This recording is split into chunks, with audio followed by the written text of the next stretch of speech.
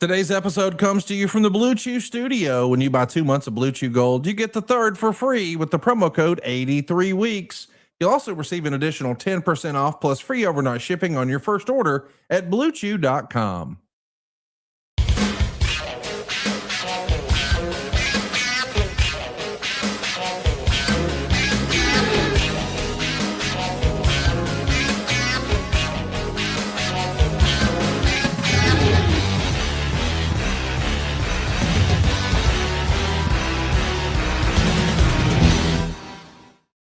Hey, it's Conrad, the mortgage guy, and we are live at 83weeks.com immediately following Summerslam 2026. Night 2 is in the books, and we are so glad that you're spending with us. Of course, we couldn't do it without the Hall of Famer himself, the man who beat Vince McMahon, not once, not twice, but 83 weeks in a row. He's your friend and mine. He's Easy-E, Eric Bischoff. Eric, what's going on, man? How are you? I'm doing great. I'm in Clearwater, Florida, in my new temporary residence for the next 5 or 6 months. And Real American Freestyle shooting our first reality series called Undiscovered. We're on our second day of shooting, and it went extremely well. And just adjusting to being outside of the comfort of Wyoming. Well, we're excited that you made time to check out SummerSlam and hang out with us tonight. We want to hear from you guys. What'd you think about SummerSlam? Let us know the good, the bad, the ugly. What were your favorite matches? What were your favorite moments? What did you think WWE missed the mark on for you? We want to hear it all. Let us know your feedback, and we will be taking your questions for Easy-E. We're going to break down a little bit of night 2 and night 1 here. Of course, we'll quickly run through the results. Before we do, man, I don't know if you saw, but this week, Chad Gable sat down and did an interview, and he was asked about Shorty G. Now, of course, this was a bit of a homecoming this weekend for Chad Gable. He's fresh off of what JBL said is the best match he's ever called. And remember, JBL has called a bunch of WrestleManias, and he thought the AAA match between Ludwig Kaiser and Chad Gable in AAA was at the very top of that list. And a lot of people wondered what would be next for him. Well, we found out. Chad Gable lost the match, but boy, he gained a lot of fans' respect in the process. The result is tonight, he is your new Intercontinental Champion. He beat Penta, the man who put him on the shelf originally. And let's not forget, when Penta first made his debut in WWE, his opponent that night was Chad Gable. Things have come full circle for Chad. He's now headed up the main roster and all the way to the tippy top. He's on the way to the world title. A lot of people think he is a bona fide main eventer. Dave Meltzer said he may be right now the best wrestler in the world. And a lot of that credit is due to what he was able to do in AAA. And Chad Gable even gave a lot of credit to The Undertaker, saying that one chat with The Undertaker made him change the way he approached wrestling. And as a result, it's like it's clicked. And boy, did it click tonight. A hero's welcome in Minnesota, wearing the University of Minnesota boots, wearing the Minnesota Vikings colors on his tights. Afterwards, he welcomes in his immediate family, his household, and even his mom and dad wearing homemade Chad Gable #1 and #2 shirts. Just a tremendous all-time moment. But this week, that's not what we were talking about. We were talking about the report, and this all comes from Cody Rhodes' podcast. What do you want to talk about? Cody just straight up asked, whose fault is Shorty G? Now, you may not remember Shorty G, but it was a cup of coffee in WWE and not exactly a bright spot between American Alpha and what we know today as Chad Gable. And Chad said, quote, to my knowledge, I'd have to whittle it down to Eric Bischoff. Maybe. I can't say that firmly, but he was the one that delivered me the news, so I'll leave it at that. And of course, the internet is abuzz about this, and you're right at the center of it. Since everyone's talking about Chad Gable and his historic win tonight, let's just start there, Eric. What do you remember about the persona known as Shorty G? That was a Vince McMahon idea. It was something that Vince, here's my interpretation, because we didn't spend more than a couple weeks on that idea, from what I remember, maybe a month and a half at the most, any serious conversation. I had weekly meetings with Vince, and there was no specific agenda for those meetings other than to bring any issues that I had with creative or ideas or suggestions and bring them to Vince. And Vince would then, I guess, share whatever observations or challenges he wanted to present to me to work on specifically for my brand.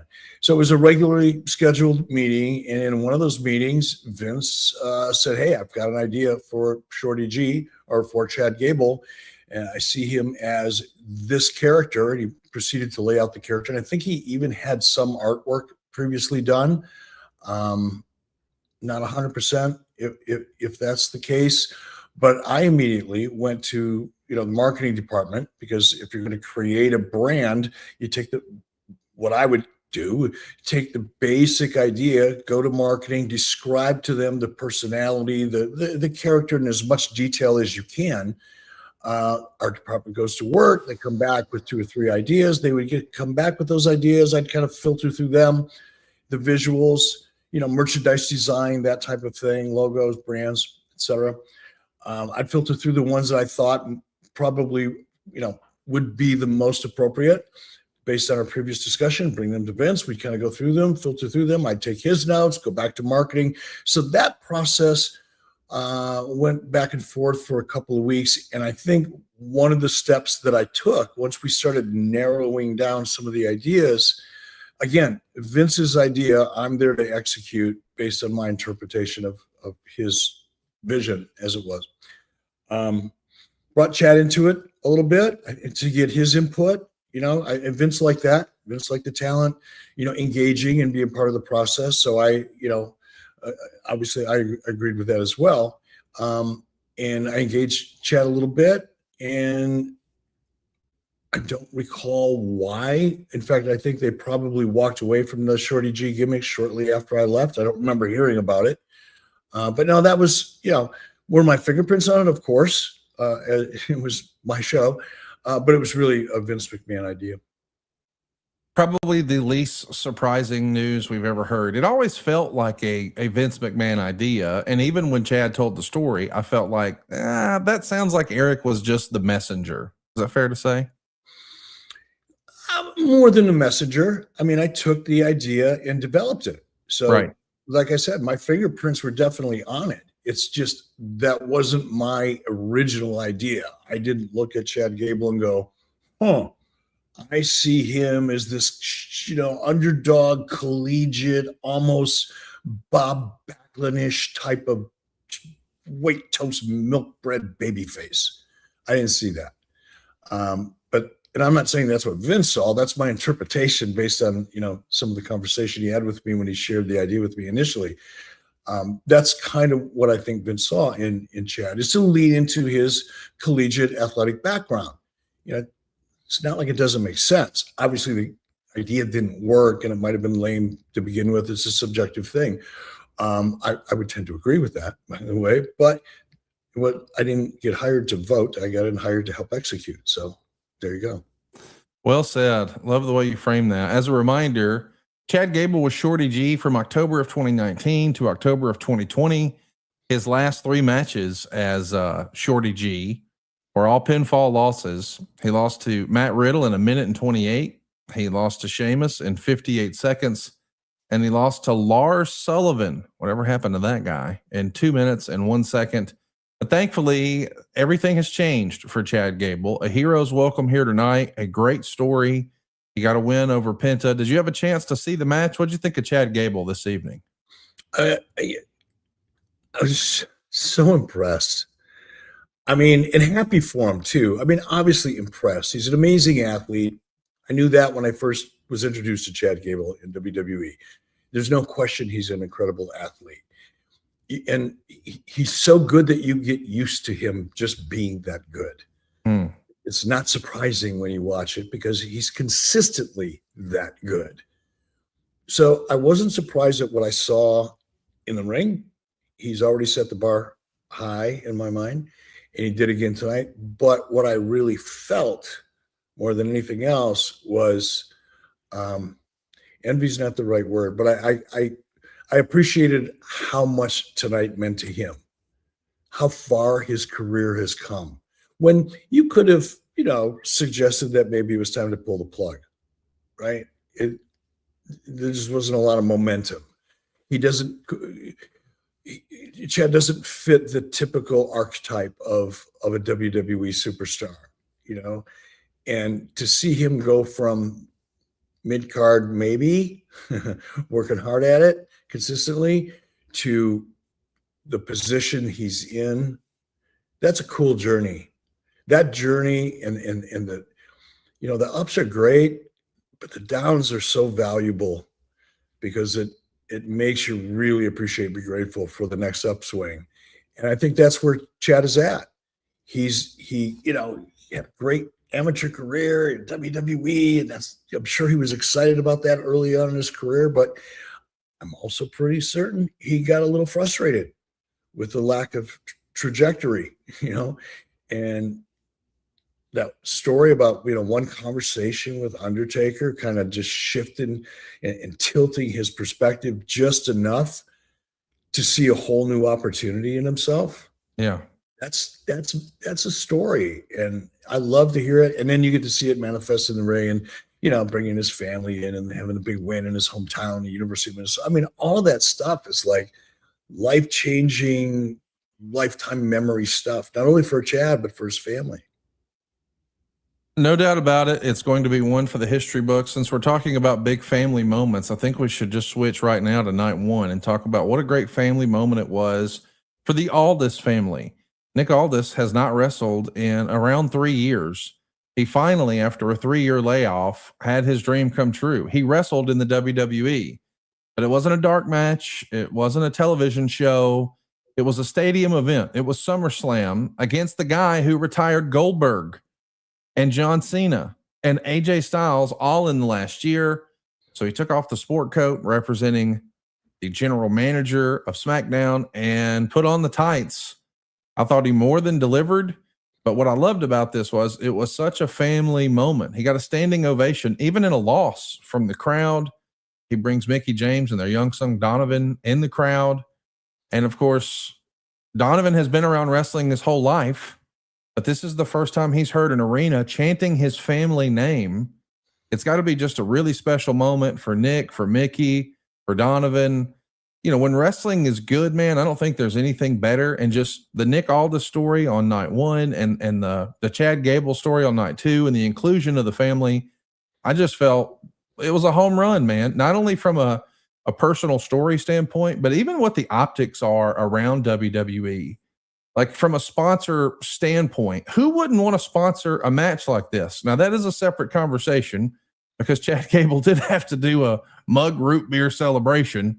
That was pretty on the head for current WWE, but like that's the sort of family stuff that everybody can attract to. Like that's it's more than wrestling. It's a human interest story, Eric. I loved it. What do you think of the Nick Aldis story? I didn't see it play out live. I was unable to watch night one, but I certainly read about it. And even the way you've described it here, it's just, again, it's almost like Chad. I'll back up just a little bit. I've had a unique relationship with Chad or Nick, and it's a very good one, by the way. There's a mutual respect there, and we chatted right after he got the job. He called me, and I don't know that he was looking for advice. Every once in a while, he would call and, you know, run an idea by me or run a scenario by me and ask for my input, things like that. And we talked a little bit about the GM position, and I told him, man, Nick, you were great for this role. You're actually more cut out for the role of GM than I was. And I had some heat. I had some equity as a heel that was valuable. At one point, very, very valuable.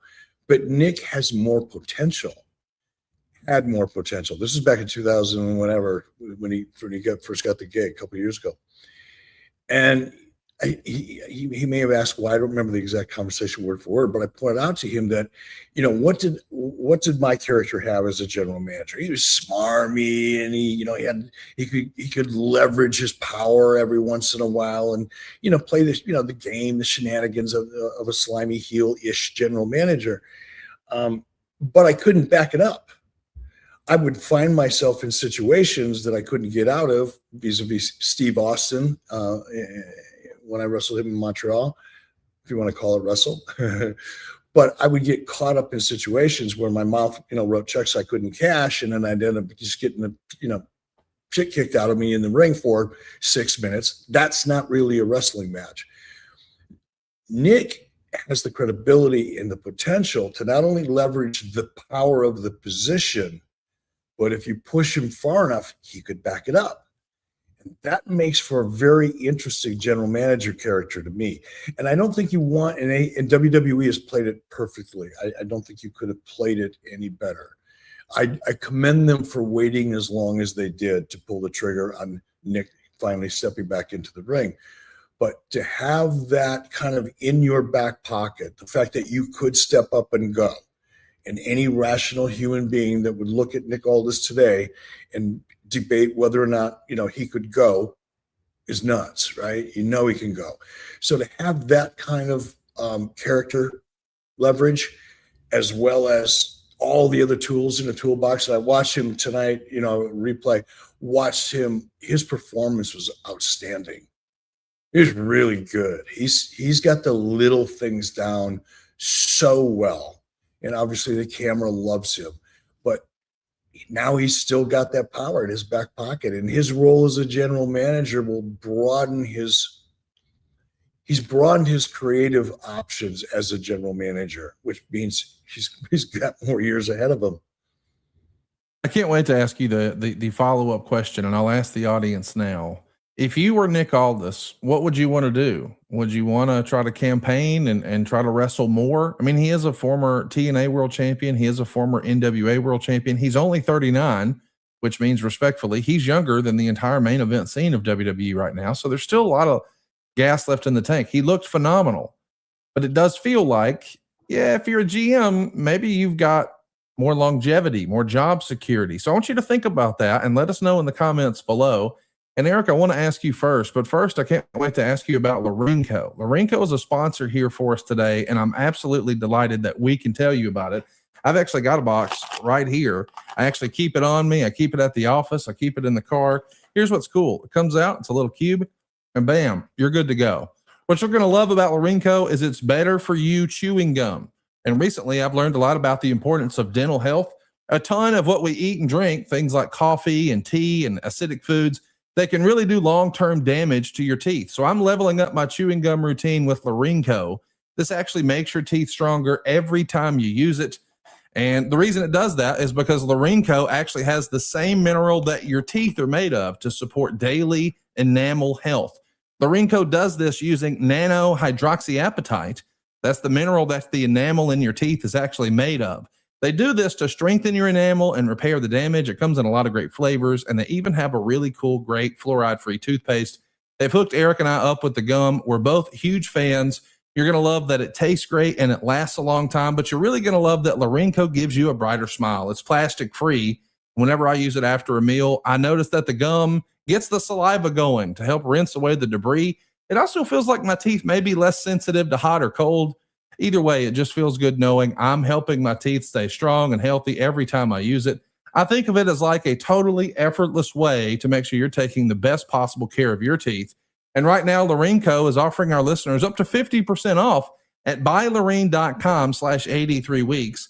That's buylarine, LARINE.com/83 weeks for up to 50% off. Check out Larinco. You'll be glad you did. So Eric, I want to ask you, when you're thinking about longevity in the business and the positioning, I mean, respectfully, it feels like there's more talented wrestlers waiting for who are under contract, waiting for their chance to be on TV. That becomes a very crowded space where you just can't utilize all of the talent. But a general manager, even if you don't necessarily love the work as well as you might from an in-ring standpoint, I'm sure performing in the ring is much more fun. But you do have to make a business decision. What would you pick? If you found yourself in Nick Aldis's shoes, Eric, would you say, hey, I want to keep going with this GM thing as long as I can? Or do you sort of hear Father Time and that clock ticking in the back of your mind and thinking, hey, if I don't wrestle now, when will I? What would you pick, Eric? I'll go at it from this perspective. I'll take myself out of it in a way. I'll come at this from the angle of, what if Nick called me and asked me as his manager, my thoughts and what I think he should do, which is kind of the same thing, but I'd be coming at it from a strictly business perspective. the fact that he wants to be in the ring and performing is a given. He wouldn't have gotten to where he is tonight, if his desire to go out and compete and perform in front of a live crowd wasn't a very strong part of his motivation, right? So that doesn't just go away. In fact, it can get stronger over time, especially when, for whatever reason, your career as a performer has been cut a little bit too soon. So let's just put the fact that he's got a desire to do it off to the side. We all know that that's true. But as a manager, you have to look at your client's financial well-being and look into the future. And that's where I think the decision gets a little dicier, because partly because of what I just got done talking about, as a creative tool, which the general manager is, that role has a very specific purpose. And there's a limit, as was the case of myself, to how many accessories that you have in your box to keep that character interesting. Talked about it earlier. Healy, smarmy guy, lies, cheat, steals, all that Eddie Guerrero stuff that works so well for heels, right? You have all that stuff. But when you also have the ability to kick somebody's ass and can use that tool, you become very, very valuable. That's where Nick Aldis is right now. He's more valuable today as a general manager than he was a month ago. That's where I would hedge my bet. That character, with the kind of credibility that character has reestablished, didn't go away. It just, now we know. We've been reminded. He didn't win, but guess what? He can kick your ass. Be careful with this guy. Yeah, he's a general manager. He's a suit. Talks funny. Sometimes you don't like what he says. But he may kick your ass. He's got another 4 years, 5 years. Yes. So it's that, or get in line. You may be, flavor of the day for a week or two, or you may not. And then where are you? You just jump back into that general manager role? Probably not, because they're going to probably find somebody to take it, right? Because they need it. It serves a purpose, a very valuable one. It's a necessary one. It's like plumbing in your house. It's nothing to brag about, but damn, you can't go without it. That's where he's at. So I would advise him to just ride this role and see where it takes you, because it could take you for the next 15 years. When did I stop on camera? 2019. That was 70. I was 63 years old. Come on. You got some miles left in that tank, brother. Money making miles, not ego miles. Forget the ego miles. Can't take those to the bank. Ego miles don't get you anywhere. Money miles do. Let's talk a little bit more about night one. As a reminder, we are live and we're going to be taking your questions. If you're tired of the Summerslam talk, let me just say, stay tuned. We've got a lot of nostalgia and a little bit of controversy coming your way. Stay tuned. But let's talk about it. Liv Morgan had her first title defense against Io Sky on night one. She retained.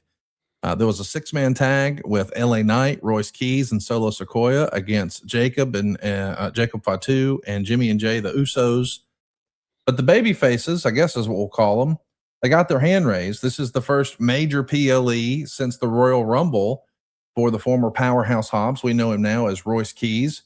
But there's a lot of chatter about LA Knight.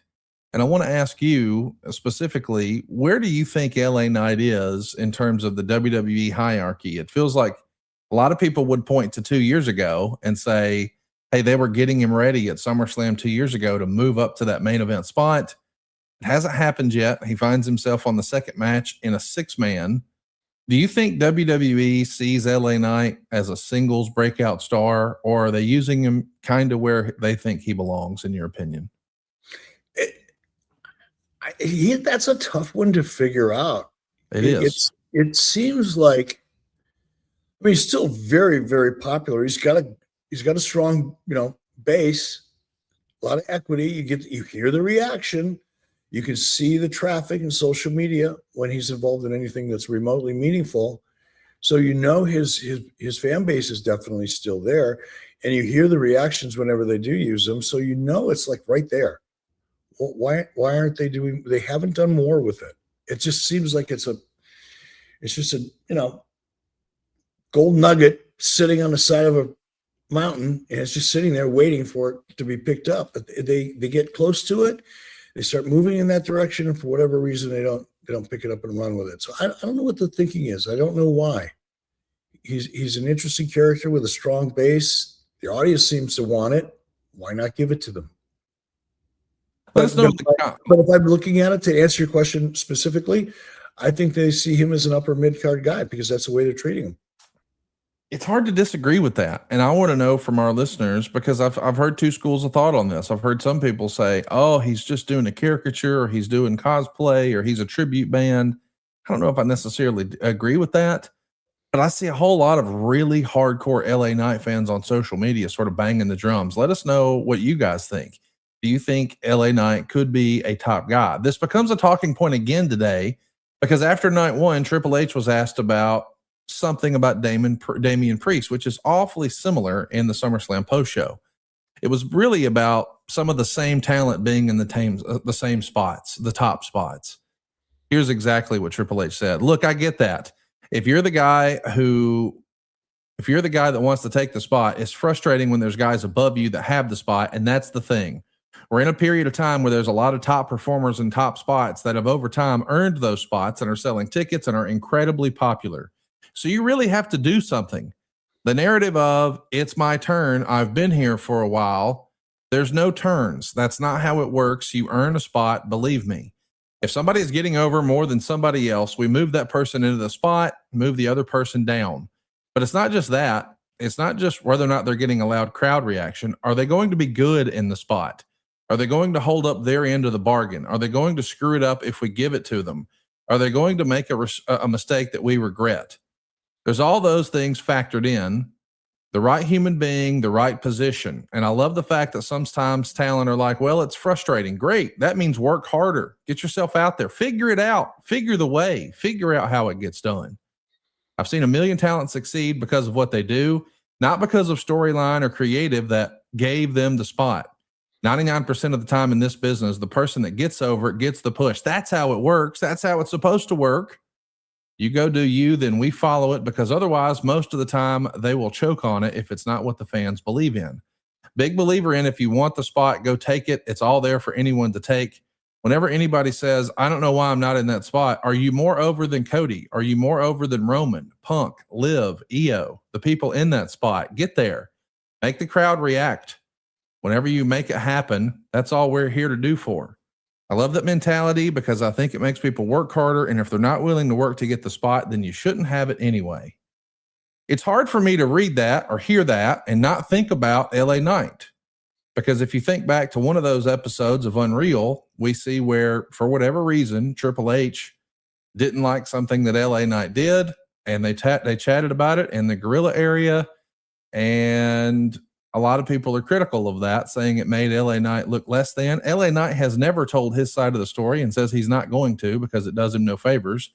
But he doesn't stop in Gorilla anymore looking for feedback. He just walks straight to the dressing room. He doesn't want to put himself in that spot again. So it feels like there's some, I don't know, what's not being said out loud here is they just don't see him in that light. And they are doing a lot of sameness. And what's interesting about this the most to me, Eric, is this criticism that now the talent have in WWE is the exact same thing they were saying to you during the Nitro era. Oh, he's just pushing Hogan and Savage and Ric Flair and all the old guys. He's not pushing the cruiserweights. He's not pushing the new young talent. I mean, Roman Reigns at this point has had more main events at WrestleMania than Hulk Hogan. So there is a sense of sameness at the top. It does feel like there's been that trio of Punk and Cody and Roman. Maybe they're heating Oba up. We'll talk about that in a moment. But what do you make of what Triple H has laid out here? That it's not up to creative. It's up to you to figure it out, even with your creative that doesn't position you as a top guy. Paul covered a lot of ground there. And I Yes. agree with a lot of it, but some of it, made me go, wait a minute, let's go back and talk about that. Right. So much of what he said is right. You often hear people who are frustrated because they're not, in the position that they thought they should be in. I'm not going to say the word spot because Paul just used it to death. I don't want to hear Yes. the word spot ever again, at least not for tomorrow. Oh my God, it sounded like an Arn Anderson, Kevin Nash kind of parody thing for a minute there. Yeah, a lot of what he said is true, but for example, and again, I didn't hear the interview. Sometimes when you read things, the tone isn't there, and the impression isn't really there. The intent isn't easy to read. But when he says, when he asked the question, oh, you want Cody's spot? Are you more over than Cody?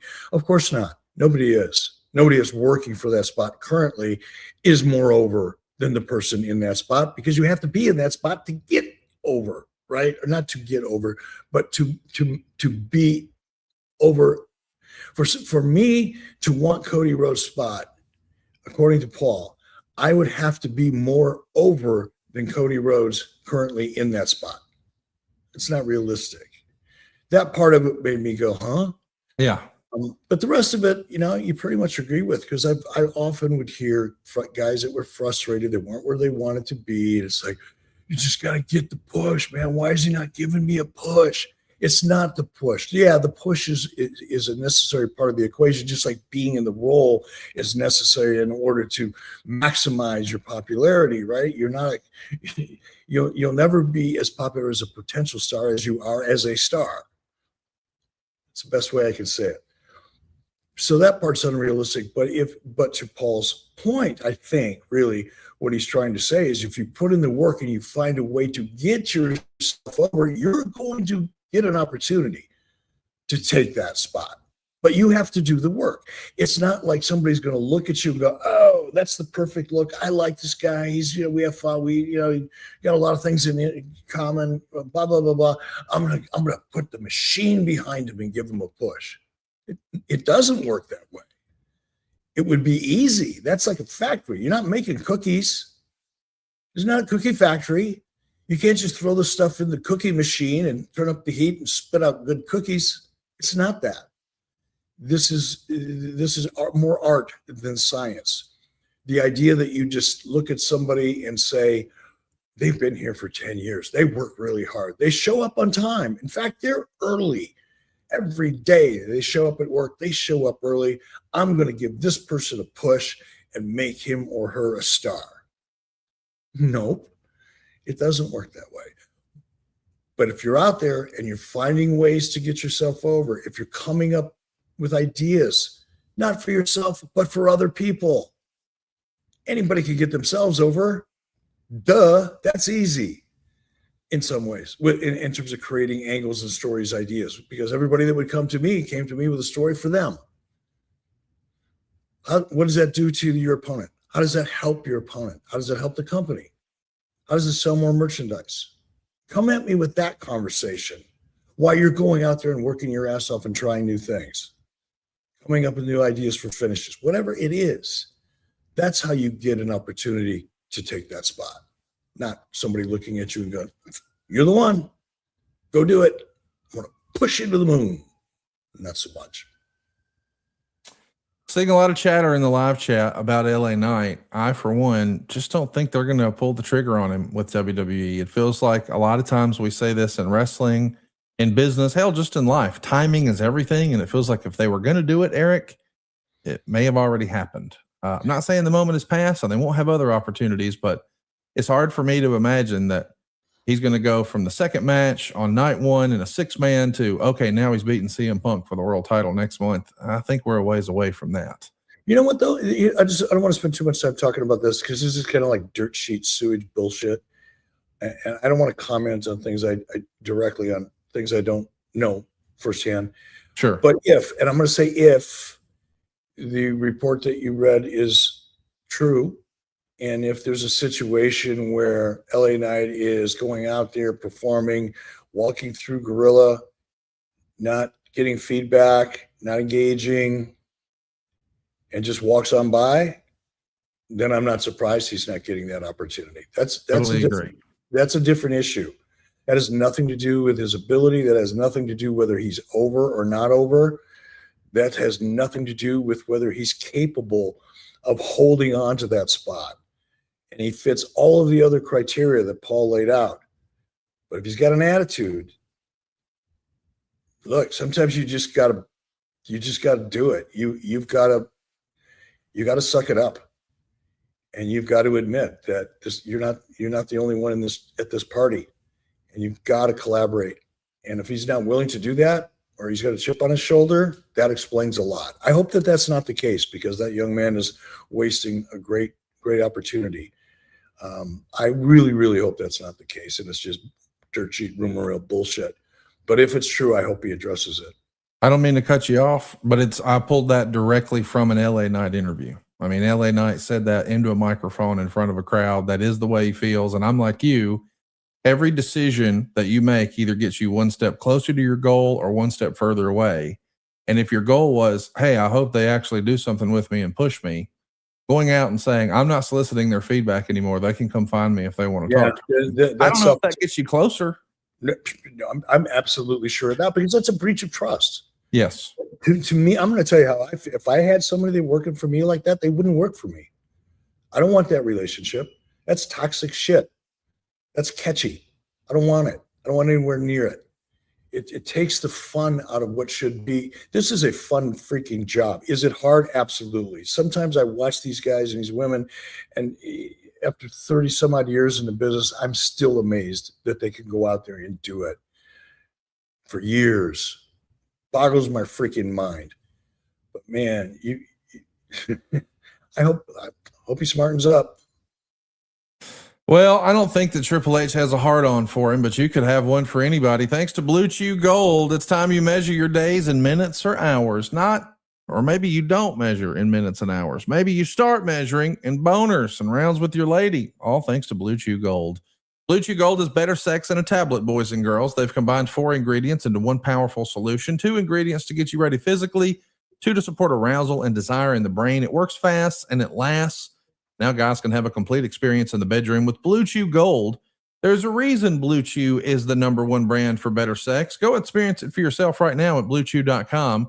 And we've got a special deal for our listeners. Right now, when you buy 2 months of Blue Chew Gold, you get the 3rd for free with the promo code 83weeks. That's promo code 83weeks. You'll also receive an additional 10% off plus free overnight shipping on your first order. Visit BlueChew.com for more details and important safety information. And we thank Blue Chew for sponsoring today's pod and the bedroom. We should talk a little bit more about SummerSlam. We're going to continue to do that. But real quick, we need to start taking some live questions. We are live with Eric Bischoff. If you've got a question for us, keep them coming. AOTV Productions, who always brings the good questions. He says, hey, Eric, some fans are trash talking Triple H's daughter for her performance of God Bless America. What do you think of that? Of course, she opened the show on night 1. They had Darius Rucker on night 2, but we saw another generation of the McMahon bloodline open us up on night 1. That was a fun little Easter egg. I'm sure it was a great family moment. I saw it, and I'm proud of her. I can't imagine doing that. I mean, that takes some real guts, especially because Paul and Stephanie are your parents. So think about that. Put yourself in those shoes. That's a lot of pressure. Oh, and you're going to stand there and sing in front of how many people? 20, 30,000? I don't know, 35? No, you got to give her credit. I listened. I caught it on social media early this morning. I caught it, and I think she did a great job. What are people bitching about? I haven't looked at social media today, but what's the criticism? Nepotism?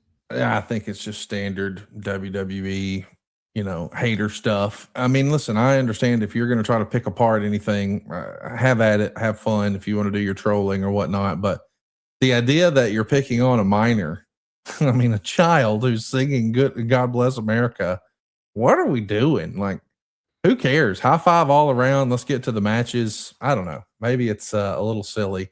Lady H says, I know it isn't going to happen, or it wasn't going to happen, but man, I wish Mox was there at the end. What say you? I had multiple people say, I know it's not going to happen, but man, it would have been awesome if John Moxley ran out there. Of course, we saw him as Dean Ambrose. I was surprised to see the guys. I guess it started with Seth with that middle rope bounce off clothesline, whatever it is deal that Moxley does. And then they even hit Moxley's DDT finisher. And to my surprise, a nice little callback on commentary from Michael Cole shouting out Dean Ambrose. It is the story of the Shield. I don't know that you could really tell that story without acknowledging it. I just kind of thought WWE would just sort of ignore it. They did not. Were you surprised that WWE acknowledged Dean Ambrose tonight? Not really. I get the sense that the guardrails have kind of broadened a little bit, and things that weren't really culturally appropriate, so to speak, within the WWE culture regarding this type of thing. Things have changed a lot, I think, and we see that. So I wasn't surprised. Well, we asked you guys, what'd you think about Nick Aldis? What should he do? 52% of fans think that are listening to this right now think that Nick Aldis should wrestle part-time. 22% say he should give it a go full-time, and 26% say he should just be GM. So the overwhelming majority agree with you, Eric. Let him be a GM who has the occasional match. I think that's a great spot. And by the way, it's not like they're running a ton of house shows these days, so it's a pretty good schedule too. Good for him. You're going to work TV and maybe some major shows. Why not? As we finish our chat about night one, we saw Fatal Influence beat the Bella Twins and Paige. It looks like Brie Bella may have a separated shoulder. We don't know the exact details on that, but thoughts and prayers for her for a speedy recovery. It feels like since the Bellas have come back, if it wasn't for bad luck, they'd have no luck at all. Hoping that they get a happy end to their story, whatever they're looking for. We also saw CM Punk and Cody Rhodes put on a nearly 30-minute clinic, and there was a lot of debate about this. Guys like Dave Meltzer thought it was a great match. It was a great 80s match. Brian Alvarez hated it, but I thought it told a fun story. I thought it was a fun little match. A little bit of controversy about Punk's trunks. I don't know if you saw that. We'll let it linger for another day, but Randy Orton comes back out of nowhere. We haven't seen him since WrestleMania. We're hearing through the grapevine that the original plan was he was supposed to beat Cody Rhodes for the world title at WrestleMania, but he was down in his back. So they didn't pull the trigger there. Clearly something has changed. He's ready to get back into action. He sneaks through the crowd, hits an RKO, winks at the crowd, and CM Punk retains. So it looks like we've now got Cody's next challenge laid out. It's going to be Cody and Randy Orton picking up where they left off at WrestleMania. I know you've been pretty loud and proud about saying that you consider Randy Orton to be one of, if not the best wrestler in WWE. He's a guy that you would lean on heavily. Obviously, he's had a bit of a problem with the bad back, but he's back. And that's probably good for WWE business, don't you think? Absolutely. Absolutely. And Randy, I hate to use the word deserve because nobody deserves anything. They get what they earn. And Randy has earned, in my opinion, one hell of a last ride. He's obviously the clock is ticking. We all know what kind of shape he's in. He's battling injuries. This has been a challenge for him up to this point. But if he can pull out one more great run, especially one with Cody Rhodes, he can end his career on a high note and know that he left the ring and he left the business better than it was when he got there. Really excited for these guys. I thought they had a terrific match. I can't believe anybody didn't like the match. If you go over to cagematch.com and just ask, or cagematch.net, and ask the fans what they think, it is the third highest rated match on night one. Punk retaining in 29 minutes and 45 seconds. To my surprise, what closed the show was not the world title, but the hometown guy losing and going so far as to basically saying, I'm passing the torch. Brock Lesnar loses to Obafemi in the Hell in a Cell. I kind of expected that would open the show. I'm hearing rumor and innuendo that was supposed to open the show. There is a false report out there that Brock Lesnar championed and campaigned to have it moved to the main event. That's not true. I have heard another name, but we don't do dirt sheet bullshit here on the program, so we'll keep it moving for now. But Brock Lesnar in Minnesota, where a lot of us a year ago assumed, well, he'll be here losing to Gunther, the WrestleMania dream match that we all assumed. Plans change, pal. It's Obafemi. And not too terribly long after Oba has been on the main roster. I mean, it wasn't that long ago that we saw him wrestling Cody when he was in NXT, and it was a Saturday night's main event special. And it feels like you blink, and all of a sudden, Oba is standing tall in the main event of SummerSlam in a dome show, beating Brock Lesnar in what's being positioned as maybe Brock's last match. That's hard for me to imagine. I assume he'll be back when it comes WrestleMania in Saudi time. But clearly they're trying to make the next big thing Oba Femi. Michael Cole even said that on the air. What'd you think about Brock Lesnar and Oba Femi? They exposed the boards. They did their best to make it a main event, a Hell in a Cell worthy of the main event. How'd they do in passing the torch to Oba Femi, at least in your opinion? Yeah, I didn't get to see the match, obviously, but based on what you've described and laid out and what I read and some of the stuff that I've seen online since, it's still cumbersome to me, the whole retirement thing and leaving the boots in the ring and then unretiring with no explanation. From the get-go, this has been a funky story. I'm not even going to call it a story. It's been a funky situation. It's not worthy of a story. Maybe it's, I guess. It did have a beginning. It's a weird beginning. It's a really weird beginning, and it did have a middle, and now hopefully it has an end. But it was so clunky in the beginning that it just never clicked for me. Now, looking forward, I think it's a great move. I think it could have been done so much better without the clunkiness. But I think I don't know Oba Femi. I don't know what he's like backstage. I don't know where his head is at. I don't know, where he is on the checklist of Paul Levesque's, attributes to earn a spot. But just based on what I've seen, and we can all see, has a hell of a lot of potential. And if he has the tools in the toolbox, if he's developed the skills to really grow this character and be able to go out and do not a lot, but many different things because of his size, he shouldn't go out there and try to be a gymnast. Shouldn't look like, Cirque du Soleil meets, wrestling or sports entertainment. I'll get my ass kicked if I'm not careful. I think it's exciting. I think it's time. It's time. And I think the idea of Brock passing the torch in kind of a traditional way, despite the funkiness of it all, is a cool thing. But it's time. It's definitely time. Where else can you go with Brock? You either feed him like the monster he truly is, as long as you can, or you got to put him out to pasture. And it sounds like they're putting him out to pasture. What do you guys think about the torch passing of Oba Femi and Brock Lesnar? Let us know in the comments below. We are live, and we're going to go ahead and switch to night two. Lots of nostalgia still coming your way, so stay tuned for that. We started night two with a bang. Darius Rucker opens us up, and then we all felt like we were going to get Finn Balor versus Sami Zayn. Both of these guys have cut really strong promos coming into the show about how they both felt like they were wronged, and they're ready for a title shot. The winner is going to be the number one contender. We all remember 10 years ago at SummerSlam, that's where Finn Balor won the big red belt. That's also the match where Seth Rollins accidentally jacked up his arm on a power bomb against the guardrail, and immediately Finn had to relinquish the title, and he never achieved that spot again. So this was a great story for him, and fresh off of an only 9-day run, it felt like a great story for Sami Zayn. But Nick Aldis got a hero's welcome from the live crowd as he announced that, nope, he's going to add Gunther to the match. And then he had one more surprise.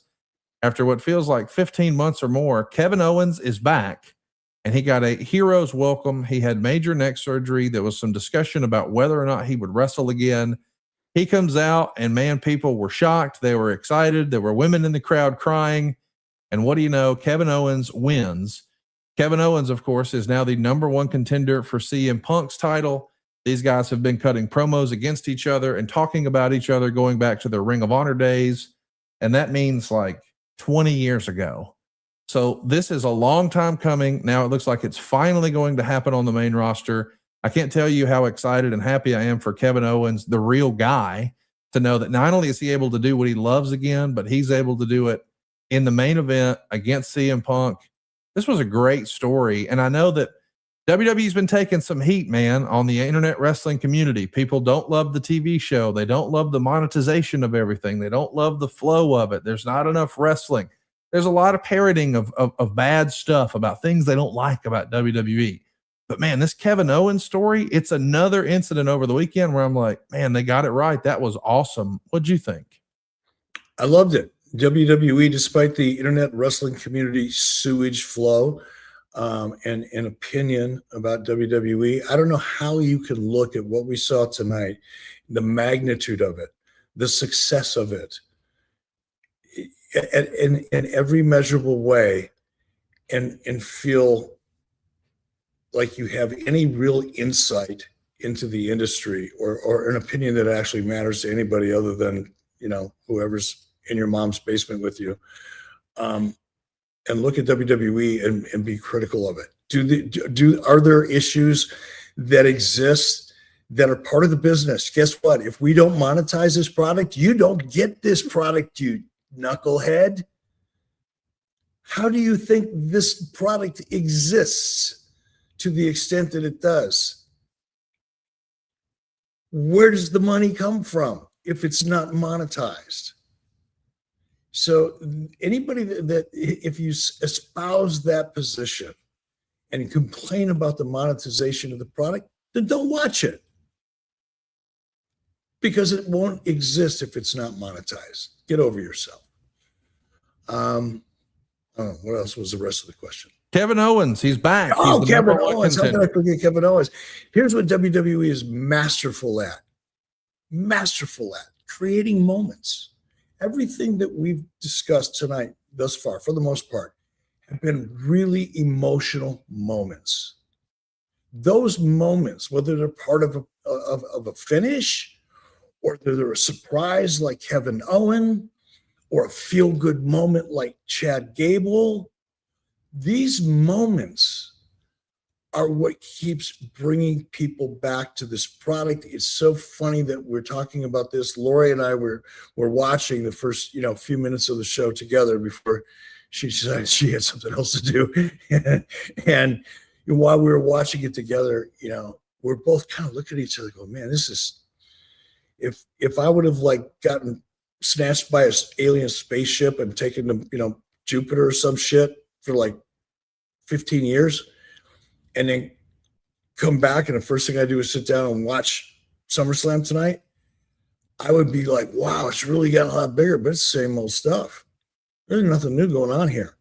The costumes are more extravagant. The lighting is better. You see tens of thousands of people in the cheapest seats money can buy because they got the lights cranked up. They're not trying to hide the empty seats and make you, think that maybe there's more people there than there really is. No, they're lighting these bitches up. Boom, pop goes the lights, and you can see a sea of human beings that all paid money to be there. It's been monetized. My God, no wonder people are upset. It's just funny to me. But WWE creates these moments that people remember, and because it's real emotion. You can feel.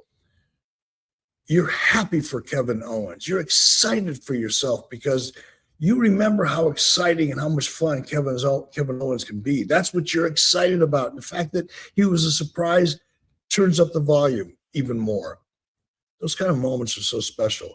And sometimes I think we lose sight where, we count, how many minutes of wrestling time are in a show. Yes. Like that makes a fucking bit of difference to anybody Yes. other than a dirt sheet nerds.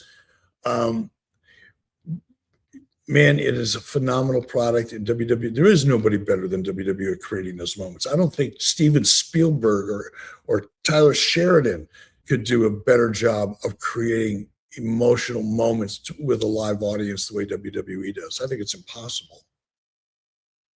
Kevin Owens was on the post show tonight for WWE, and he said he's not back to take it easy. He's going to have a blast, and if that means he's only got 2 more years left, he's happy with that. We know that after a neck injury, there's a lot of guys who have to adjust their style, and they think about longevity, and being on the shelf that long will make you rethink some things. Kevin Owens is saying, nope, I'm going to keep doing what brought me to the dance. And if that means I can't do it much longer, I'm going to do it my way. I like a guy who says that, Eric. I understand switching it up and trying to look at the long term, But if he knows that he'll still be able to contribute in wrestling once his in-ring days are over, and you can bet your bottom dollar someone is going to want to hire Kevin Owens as an agent or a producer or something like that, why not go out and do it your way? I think that's awesome. And it's a breath of fresh air. We never hear guys talk like that, I don't think.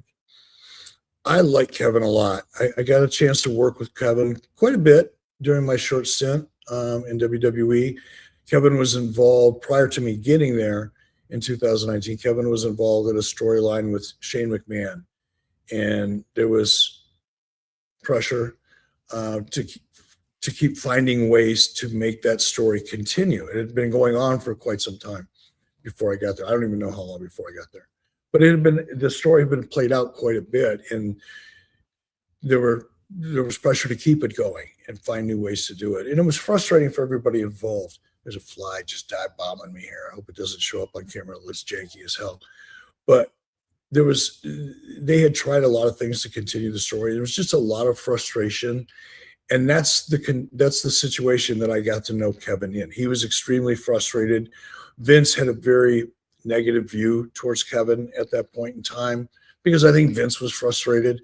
I think it was probably a little more complicated because it was Shane and Vince, and there was drama. Let's put it that way. And my job was to try to figure it out. And I enjoyed it. It was a challenge for all the reasons I just said. But part of the reason I enjoyed it was Kevin.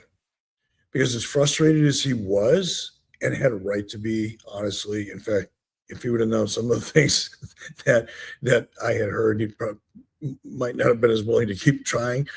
But he really dug in and tried. And he did things outside his comfort zone. Talked a little bit about this with AJ Styles back in the romantic kind of screwy story that I put him into. And I talked about why I was so proud of AJ, not because he did a great job executing a shitty story, but because he embraced something that was so awkward that as a character, it helped him develop. It gave him range. It gave him depth. It gave him the ability to do something other than the good old local boy, homegrown great wrestling talent, right? Now he can do more. Anyway, Kevin kind of was forced because of the situation, the politics as it were, to do the same thing. And that's when I learned to respect people that I'm working with. Well, I'm respected by. I always give people a certain amount of respect.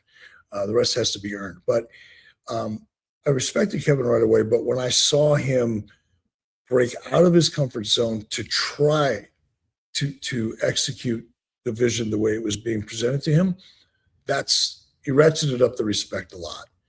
And Shane did the same thing. I enjoyed that process with those two guys. But that's how I developed a little bit of a relationship with Kevin, got to understand him a little bit, where he's a family man. He's a big family man. He threatened to bring his family out to Cody, Wyoming and visit Yellowstone. So the invitation's still out there, Kevin. You bring the kids. It's a fun time. That big one may have to sleep out of the bunkhouse. He's got a big son. I don't know if we got anything in the house that'll hold him, but the bunkhouse is all his. I love that. By the way, we asked our listeners here live, what do you think about the possibility of Kevin Owens and CM Punk mixing it up? Over 60% of the people watching right now are in favor of that match. I, for one, really look forward to it. I do want to ask you about Kevin Owens' return tonight. AOTV Productions brings a good question. He says, hey, Eric, one person who criticized Kevin Owens' return was Vince Russo, saying WWE should have advertised it to help ticket sales. I get that on the one hand, but I think one of the things I loved about Nitro and the way you approached WCW with your leadership was you really leaned heavily on surprise. It was a big part of Sarsa. Kevin Owens' return, if it would have been announced, I don't know that it would have felt like a moment the way it did tonight. If it was announced on SmackDown and he comes back on Sunday, it's like, oh, Kevin Owens is back. Yay. As opposed to, oh my God, Kevin Owens is back and he's the number one contender. It feels different than, what do you think of Vince saying, maybe they should have advertised this to help sell some tickets? I'm not going to editorialize, but I couldn't disagree more And I think that the difference between the way I see things and the way Russo sees things would explain why Russo's really not a writer and really doesn't understand what the hell he's talking about. He's good at talking like he knows what he's talking about. He doesn't have a feel. He doesn't understand. He's just good at talking about it like he does. As I said before, you mentioned this part of the show, before you quoted Vince Russo, bringing Kevin Owens back. Yes, it's a big pop. It's a big moment. But as I said a few moments ago, the fact that it was a surprise, yes, tripled, quadrupled the emotional impact. It's more value for the dollar. You're getting something you didn't even expect you were going to get, and you're so happy to get it. That's called connecting to your audience. That's called audience loyalty. What that's really called is you're beginning to condition the audience to say to themselves consciously or subconsciously. That's okay too. Subconscious works just fine. Can't afford to miss this PLE because they always do something. Yes, that I'm not expecting. That's what draws people. That's what makes the PLE different than the weekly television show. I totally agree. I make the association with like a TV show. You and I watch a lot of episodic television, and I know, like, for instance, you watch Yellowstone. Well, sometimes at the end of Yellowstone, they'll give you clips or like a little teaser of what's coming next week because they want to keep you sticky. They want to keep you tuned in. But what they don't do is they don't spoil the surprise. You may see the reaction from other characters about a returning character, but you don't actually see the returning character. If you want to know what they're so excited about next week, you got to watch. And if you just announce, hey, Kevin Owens is back, respectfully, now it's just a match. It's less of a moment. It's just a match. Absolutely. I mean, I couldn't say it any better. And that said perfectly. Well, I hope I can do the same for Ridge. You know, Eric and I are longtime fans of Ridge, and you know all about Ridge. They make amazing power banks, wallets, luggage, premium everyday gear. I've had a Ridge phone case and like that MagSafe wallet on the back that carries my ID and 2 credit cards for as long as I can remember. But now Ridge is back with their legendary sweepstakes for the 6th year. And this time it's bigger than ever. The sweepstakes are running from July 24th through September 8th. So you've still got time to sign up. And Tony Hawk is the official spokesperson this year. So you already know this one's going to be insane. 2 lucky winners will get to choose between a Lamborghini Huracan Storado. That's the off-road Lamborghini. I know that doesn't sound real, but it is, and you could win one. They've also got a Ford Hennessy Velociraptor, which feels like that is Eazy-E's dream ride, riding around with Garrett in South Florida. Sign him up. They've even got a souped-up Ford Bronco, which Mrs. B may be in the mood for. Or how about $100,000 cash?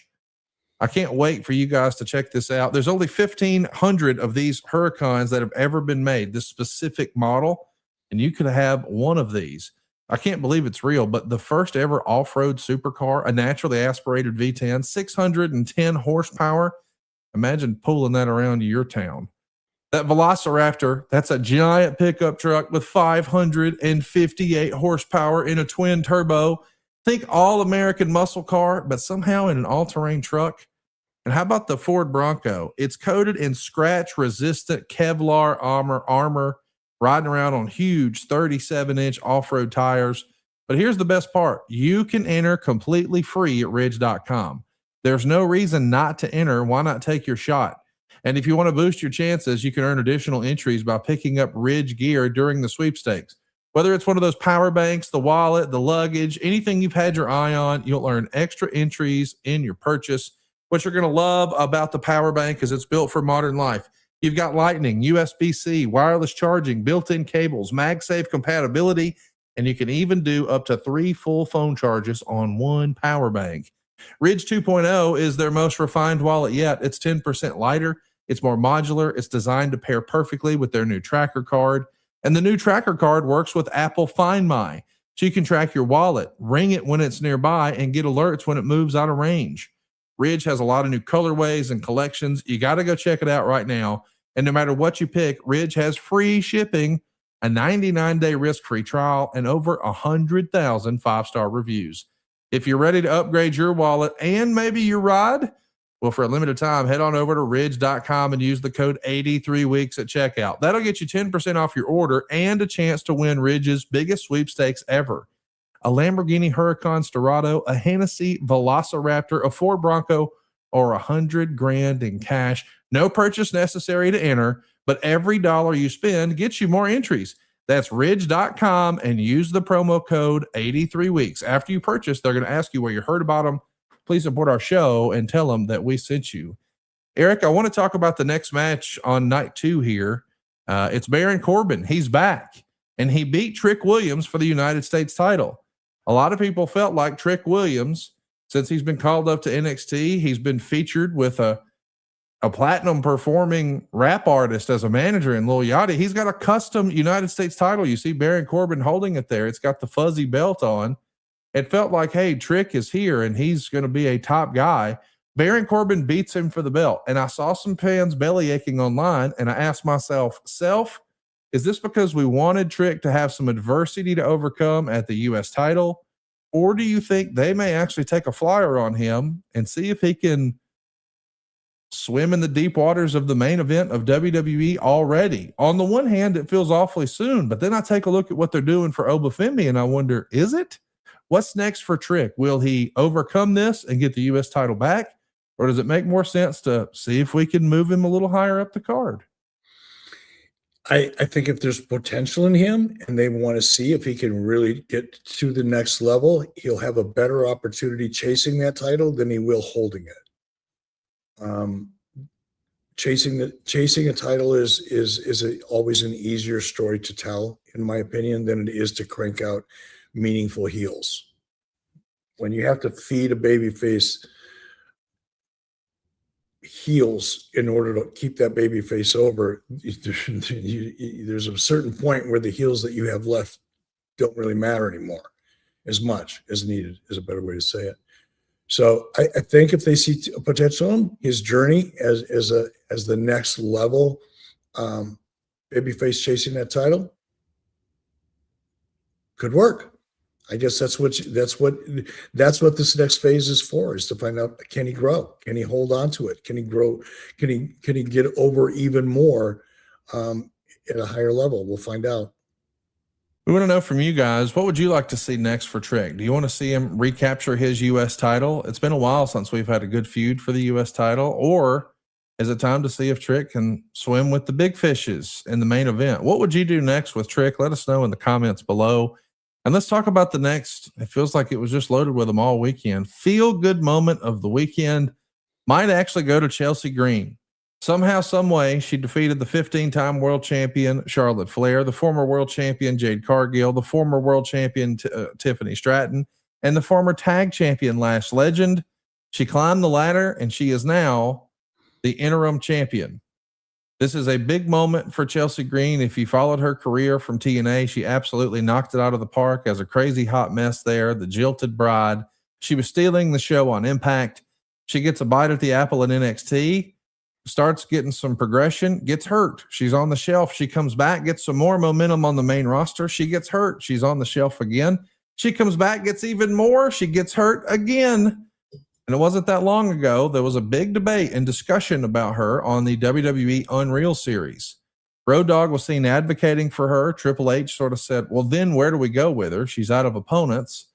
And they do a cutaway for Michael Hayes, who basically said something like, Chelsea Green is an absolute rock star. She steals every scene she's in. We got to have her on every show. But she's here to make the Charlottes and the Tiffany's look good for the world title. It was almost as if Michael Hayes saw her as the opponent rather than the attraction.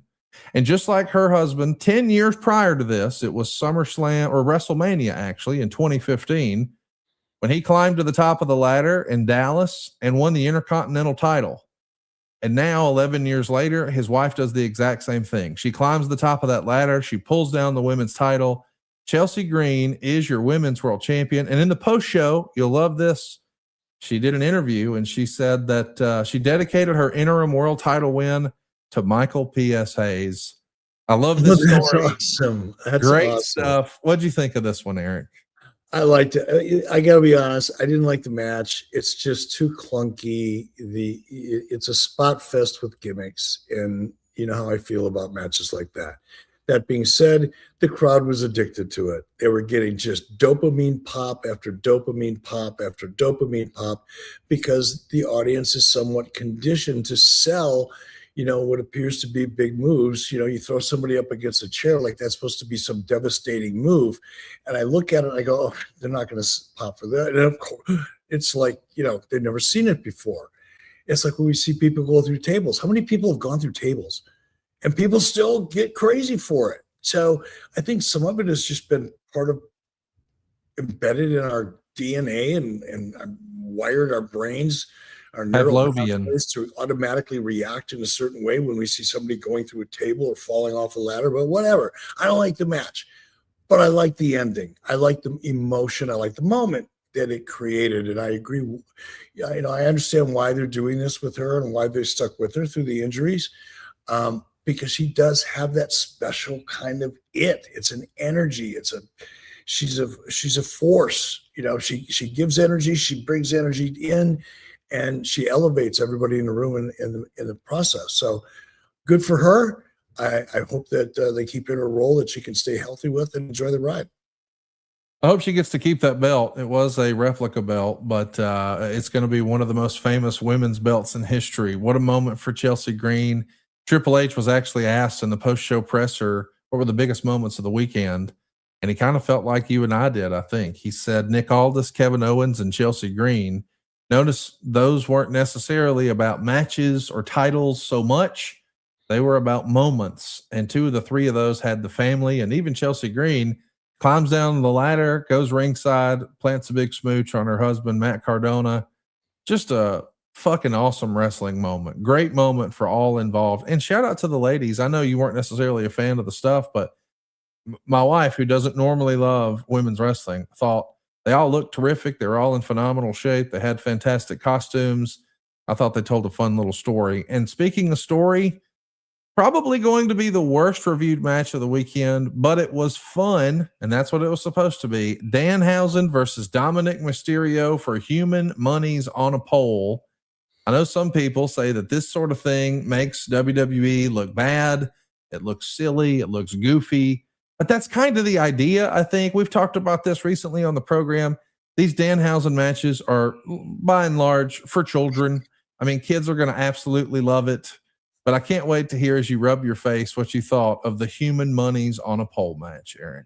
First of all, I want to meet one of these people that are suggesting that somehow this match and Danhausen in particular make the WWE look stupid or whatever it is. What was the criticism?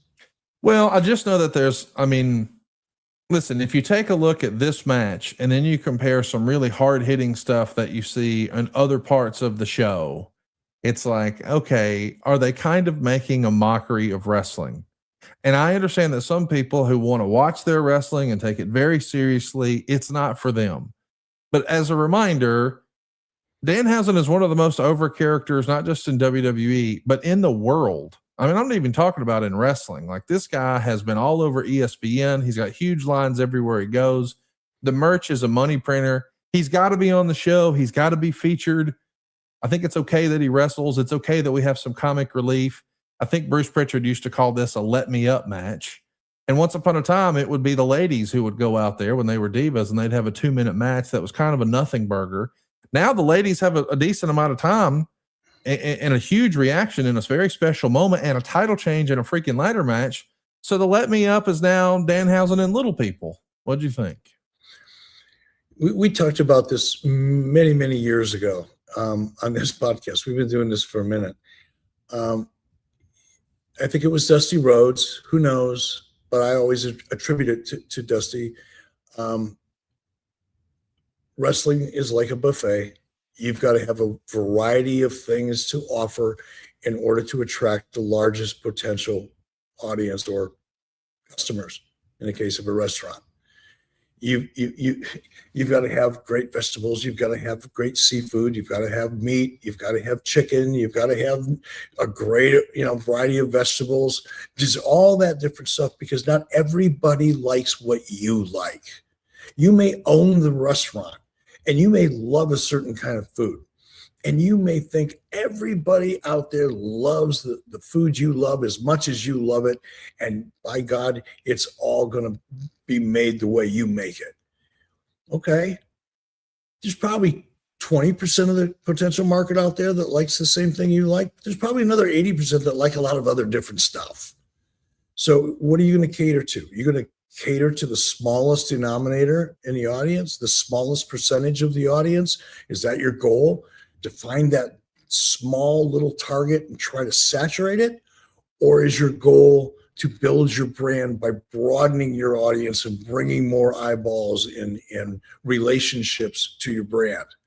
Because if that's your goal, you need to have a Danhausen match. Danhausen is a gold mine, not only in terms of the merchandise sales, but the fact that he's creating a connection. Did you see how young some of those audience members were? Yes. My wife commented on that. She only watched for like 5 minutes. One of the first things she said was, look how young that audience is. And guess what? That's the future. If you think the future is targeting these basement dwelling morons that are counting the minutes of wrestling versus the minutes of interviews, if you think that's the future of the industry, then, good luck with that. But WWE and any company that's out there, especially a live event company, has to attract the largest audience possible. And matches like this, whether they be back in the day diva matches or whatever kind of specialty match you concocted, you get comic relief. You need it. Doesn't mean you can't have other great, hard-hitting, technically based, matches that people that love Japanese wrestling also love. Or luchadors, they've got it all and they need it all, and especially a character like Danhausen. I can't wait for us to talk about the main event. This was what they decided to put on last for both nights. It's Seth Rollins and Roman Reigns. It was the longest match of the weekend. They went 33 minutes and 33 seconds. What felt like a million false finishes. I just assumed there would be some interference. It didn't happen. Roman Reigns gets the win. He retains. And part of me feels like, hey, I'm ready for something new. But the other part of me thinks, hey, they're just getting started with this. We're probably going to get a series of these matches as we get ready for next year's WrestleMania, which certainly feels like, after we saw Obafemi close night one in a non-title affair in a Hell in a Cell as he maybe retired Brock Lesnar again, it feels like next year at WrestleMania, it's going to be Oba versus Roman. So they're probably going to keep those guys separated for a bit. So what does Roman do in the meantime? Is it more Seth Rollins? And would you be for that after the match you saw tonight? And mostly, what'd you think of the match? It wasn't a bad match. It was a good match. It was a great match in some respects. But it didn't do much for me. I mean, maybe because I'm just kind of over it. It doesn't feel compelling in any way. It doesn't grab my interest for any specific reason. I don't feel like if I fail to engage in that story that I'll miss anything, because I've kind of seen a lot of it, variations of it. So unless there's an element that can come out of this matchup shortly that makes it really more interesting, for whatever reason, that's the challenge. Come up with a reason to make it feel unique and compelling. But unless they come up with that, I know they're both great wrestlers. I know a lot about them. I just don't know anything new about them. So I really don't care about it. Hopefully they can make me care. I'm going to give you a hot take that's going to annoy you and probably piss you off, but here goes. I think Roman Reigns is probably the most overrated main eventer in WWE history. Like, I know this isn't a wrestling term, it's a music term, but Roman Reigns is what music would call an industry plant. I don't think if Roman Reigns disappears tomorrow, WWE's fortune changes at all. I think, they pushed him so hard against the grain. Down our throats is the phrase that Triple H would use about why they're not pushing Braun Breaker. Well, they pushed Roman down our throats forever. We had a good storyline with the bloodline, but now that the bloodline is sort of, it feels like it's into its black and silver era of the NWO. It's kind of like, it was a fun moment in time, but it's time to move on. I just don't know that there's any really, truly fanatical Roman Reigns fans. Like, if they booked Roman the way they do Punk or the way they do Cody or the way they do anyway, I just feel like we've been conditioned to believe he's the top guy, but there's no real reason. I don't know that anybody could say, here's my favorite Roman match, or here's my favorite. When people talk about their favorite match ever, how many people list a Roman Reigns match? How many people list their favorite promo ever as a Roman Reigns match? And it's not like he's doing the world PR tour and doing all the heavy lifting like they have a Cody Rhodes or before that, a John Cena doing. He just flies in, takes 12 minutes to get to the ring, wrestles kind of the same match, does it really, really slow, gets his hand raised, and he moves on. He's Goldberg if Goldberg worked more than 10 minutes. What say you? I agree. Okay. Well, how about that?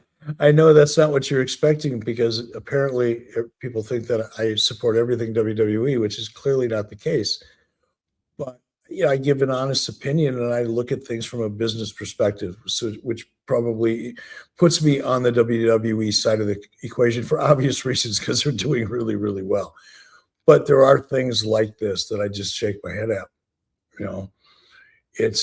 It's funny, how much I put over the Bloodline story. I, to this day, in this moment, I believe it's really one of the best stories that have ever been told in wrestling. Yes.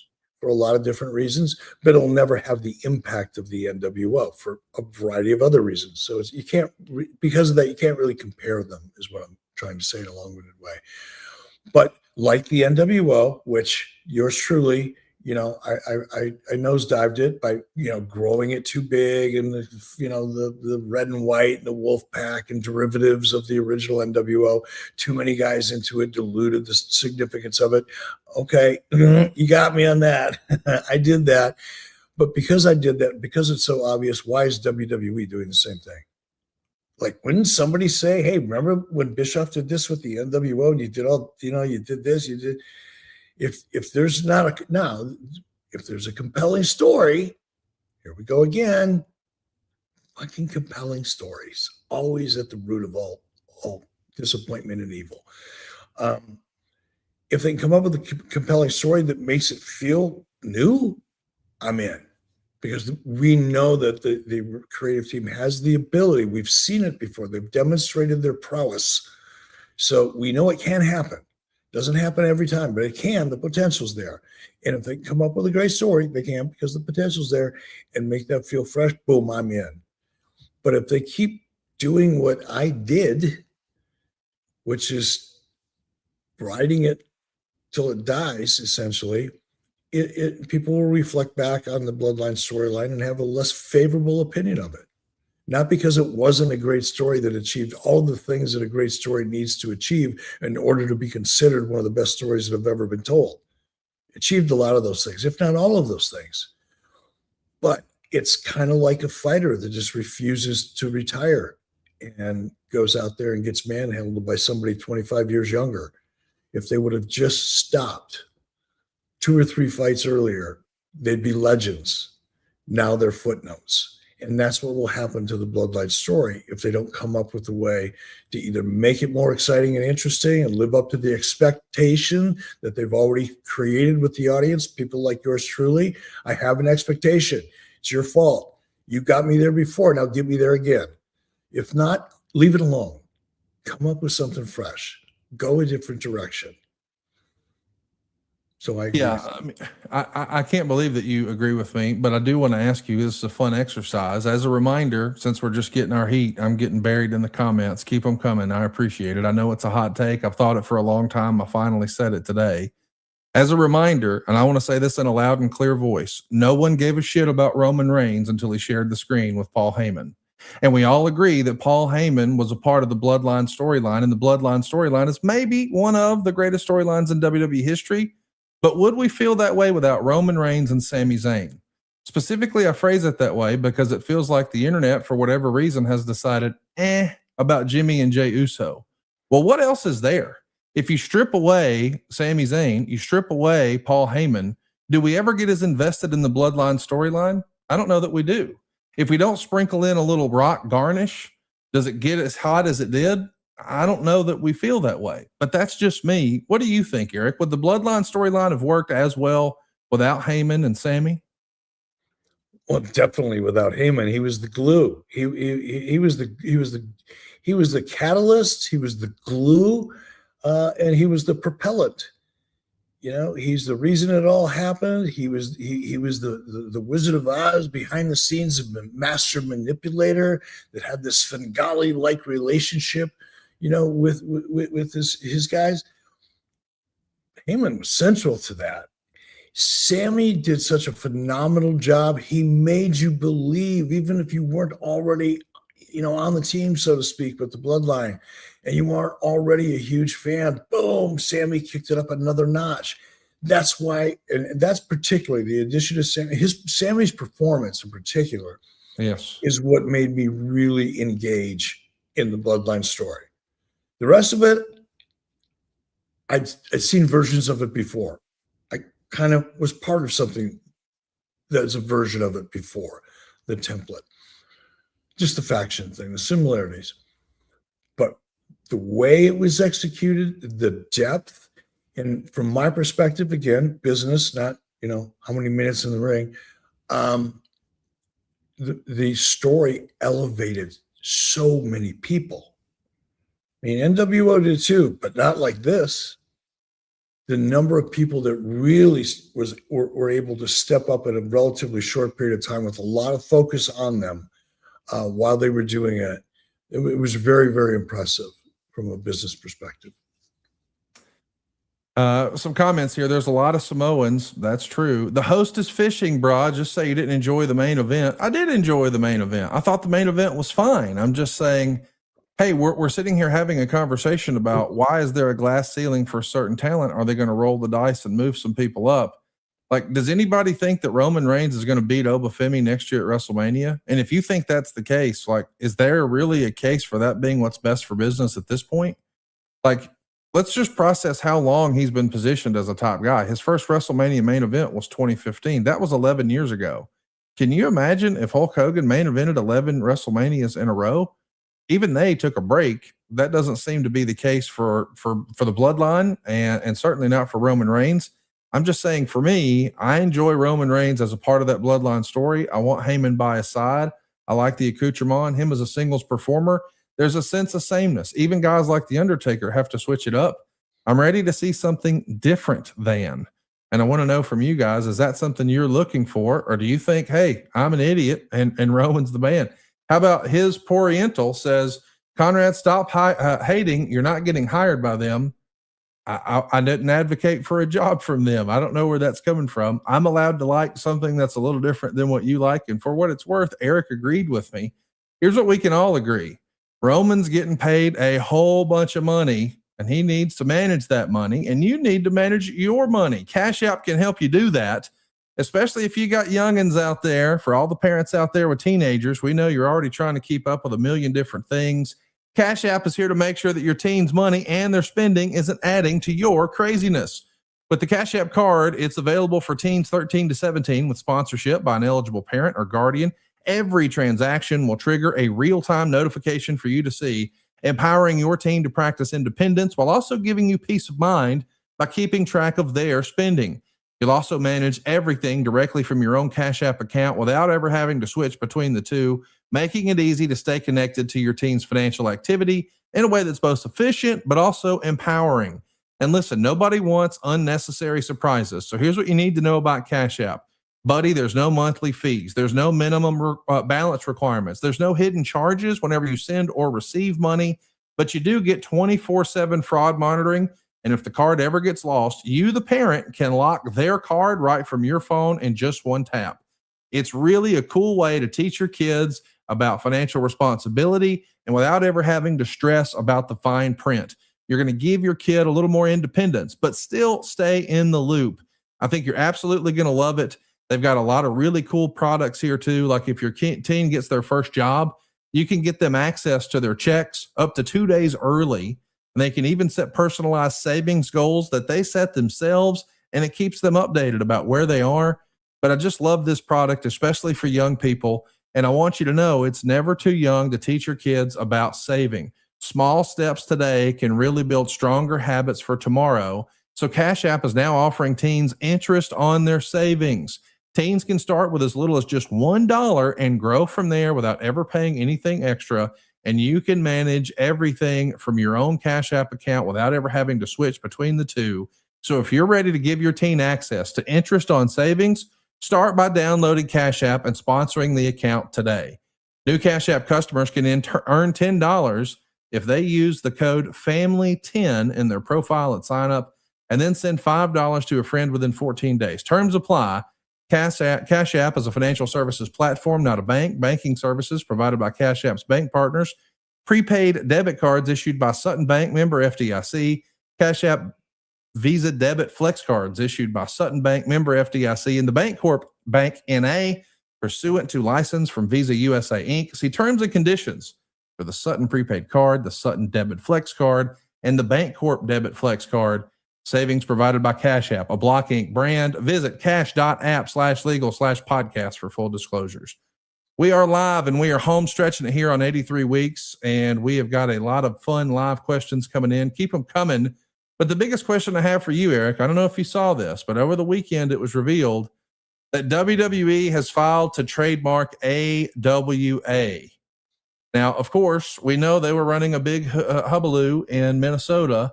We even had Greg Gagne at ringside and a lot of other Minnesota natives. But part of me thinks to myself, are they about to create a new show and new content to run on a new channel and reignite the AWA? What do you think this could be, Eric? What do you hope it is? It's hard to say. I mean, I'm fairly familiar with what was left of the AWA library when it shut down, and it wasn't a lot of the material, a lot of the tapes were water damaged and it just weren't properly stored. Too much humidity, whatever. So I don't know how much actual footage is there. I don't know if it could support its own channel, so to speak, or maybe I could see it being part of a channel that featured regional wrestling like AWA or Memphis or, Don Owens territory or wherever. I could see that. I think that's been done before, but I can't see a standalone. I can't see an independent wrestling or brand being built around AWA.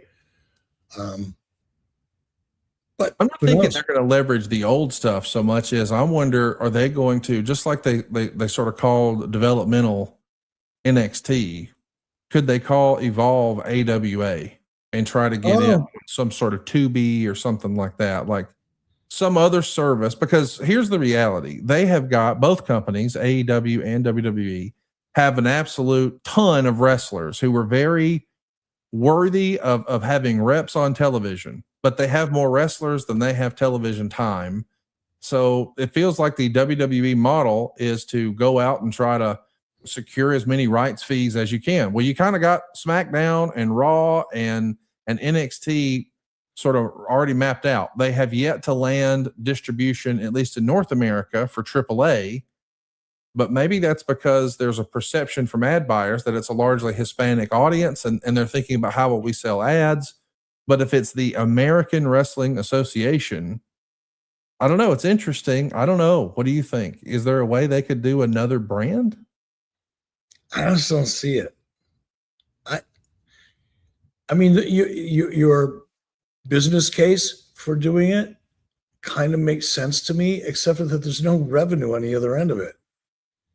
These Tubi deals are, Well, I'm not saying Tubi in particular. I'm just like hypothetically, and I'm not one of these tinfoil hat guys.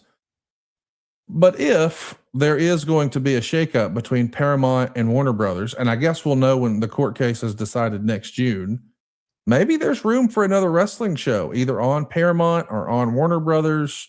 Who knows what all that looks like? But it does feel like maybe they're just getting something ready in case. Maybe I'm just reading into it. Maybe it's just an old licensing deal. Who knows? I think it's an old licensing deal or some variation of it. I'm not as optimistic as some people are about the prospect of a new wrestling league or brand emerging anytime in the near future. I just can't. I don't see it from a business perspective. Yeah, wrestling is, you could argue, and you'd be right, that wrestling is more popular now in a lot of different ways than it's ever been. But to break through the clutter now, especially when you've got, number one is number one by about 90% of the market. And number two has about 10% of the market. And you're going to try to find your piece of that market in between the Goliath and number two, who's a self-funded multi-billionaire. I don't know. The odds on that look kind of shaky to me. I don't know if you've kept up with this, Eric, but it was actually, I don't know how we landed on this, but on this day in 1992, this was the day that in Baltimore, Ron Simmons beat Big Van Vader to become the first ever African-American world heavyweight champion. He became the WCW world champion on this day in 1992. You've seen a lot of real wrestling history made. For whatever reason, people always gravitate to talking about the Nitro era of history with you. And I know you weren't exactly in a position of power at this point in 92, but you were there when it went down. Did it feel like a major moment to you when it happened way back when? Absolutely did. First of all, Ron Simmons, everything about him felt real. And this moment was intensified, because of the way the locker room treated him and reacted. And a lot of it was genuine. I mean, it wasn't just doing what, the booker told you to do, go out there, put them up on your shoulders, make it seem like you're really excited for them. There was none of that needed to be said. I was there. I saw it.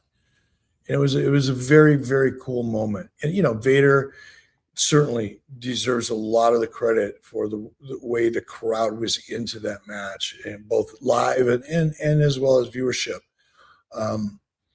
Ron, you just cannot say enough about Ron Simmons. He's a man's man. He was credible as hell. He had the audience in the palm of his hand. There wasn't anybody in the room that wasn't cheering for Ron and wanted to see Ron over Vader because Vader did such a great job.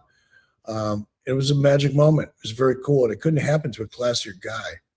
To this day, when you see Ron Simmons, he walks into a room, you can feel the respect from 50 feet away before you see him. That's Ron Simmons.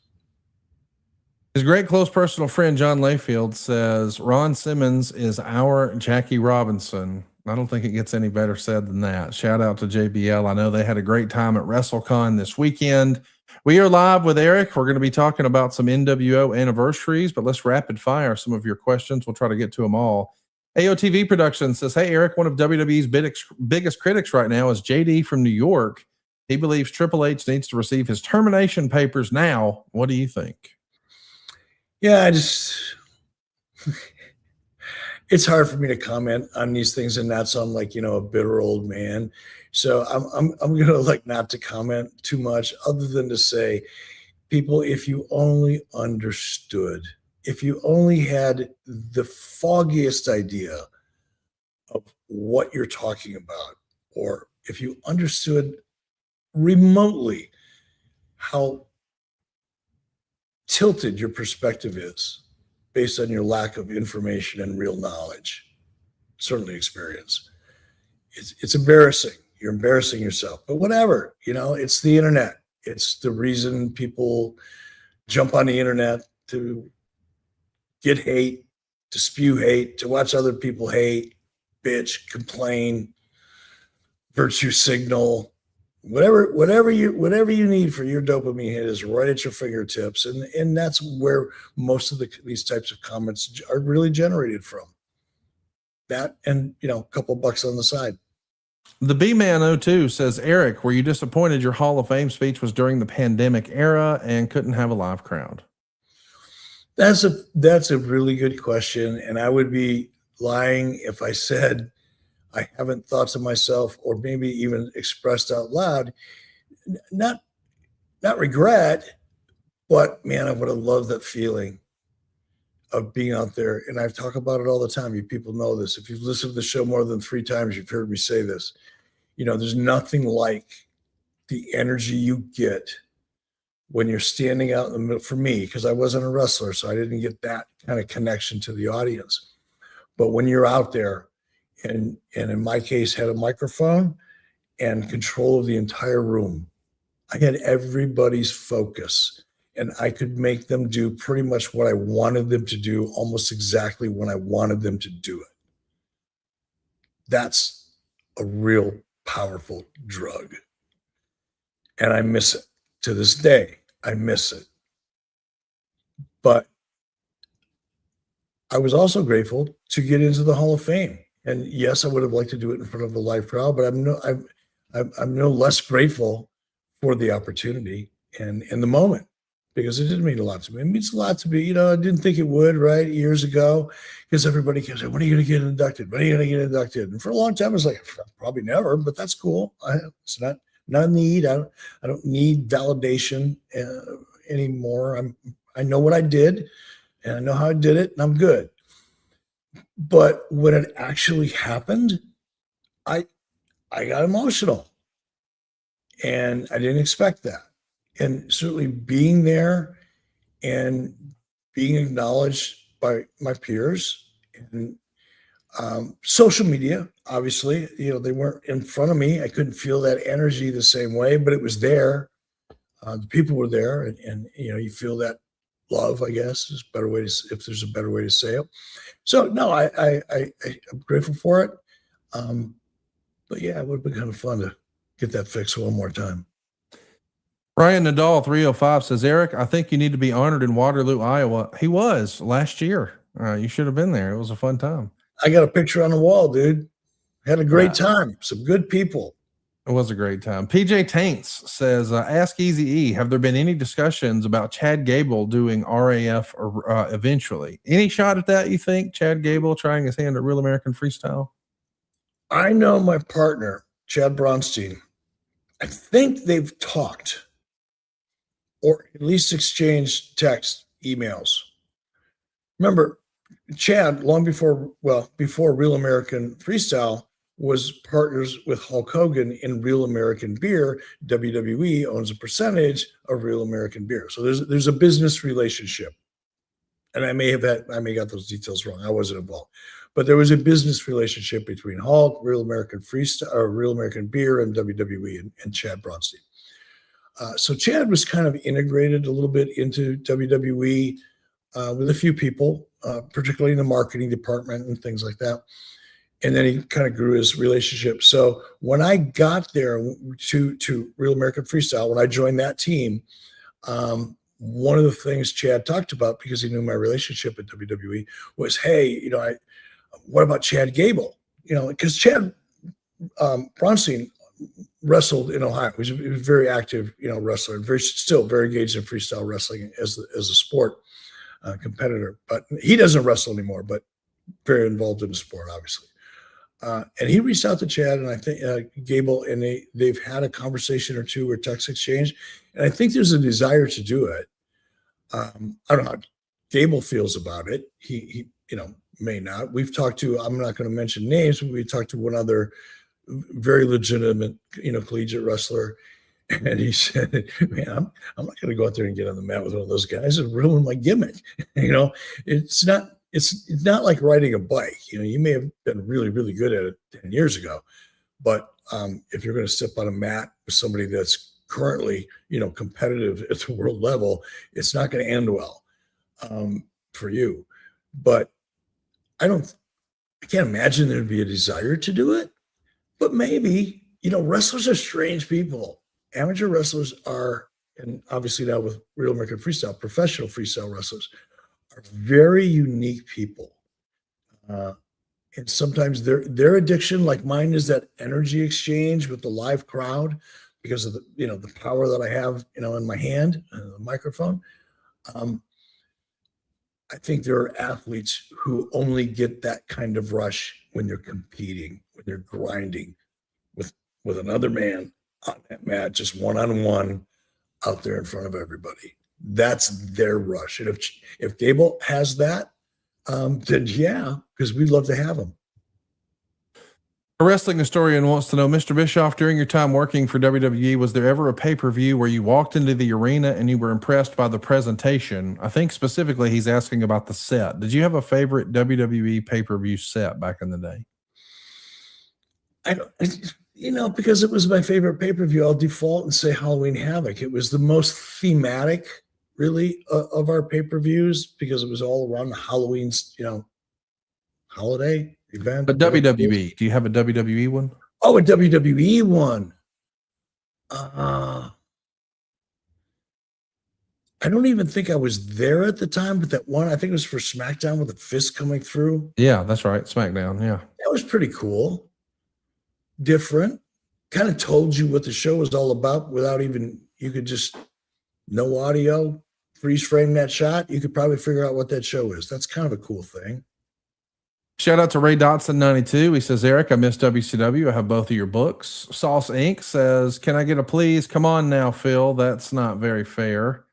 J-Tank 1562 says, did Eric enjoy seeing his old buddy Greg Gagne? He was on the show tonight doing a little wave. When was the last time you talked to Greg? Can't remember. Probably Jim Schwartz says, thanks for all the podcasts over the years. Dustin Bennett says, I love baseball and I love the Savannah Bananas. Danhausen is the Savannah Bananas of pro wrestling. It's great. I think that's a great analogy. Perfect analogy. Darvo Morrow says, I got to stand up against the NWO Wolfpack slander. That was incredibly cool to young black kids. That was my first wrestling t-shirt. Well, shout out to you. Don't turn your back on the Wolfpack. His Oriental says, Conrad, don't ever complain about WWE ads. You do more. Not over at ringclassics.com. I don't. You can get all of our episodes early and ad-free at ringclassics.com. Wilkie 270 says, does Eric have any thoughts about Vince Russo's new book? I can't imagine you've read Total Nonstop Agony. Have you, Eric? No. And I won't. And I won't have any comments. Eric, can you hear this? It's been 30 years ago this week since that song debuted for professional wrestling fans. It's also been 30 years ago this week that we started to see the following announcement has been paid for by the New World Order.